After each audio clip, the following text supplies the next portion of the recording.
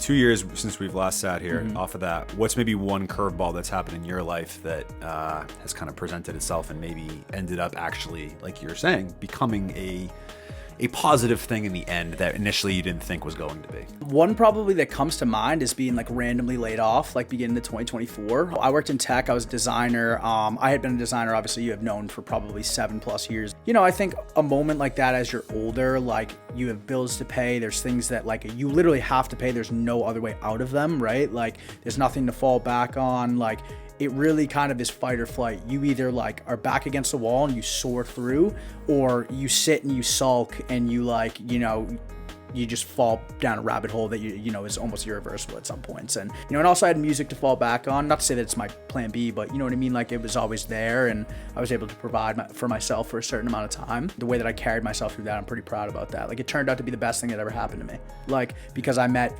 people that I never would have, we'll get into it obviously later, but managing the dance guys like Kaylee and Zay, different font.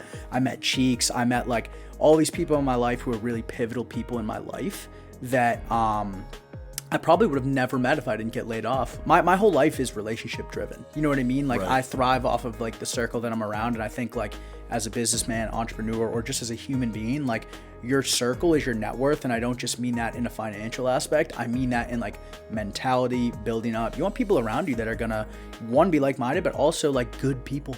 You know what I mean? Like people that you can count on when things go south, and they're not just gonna run or they're not using you.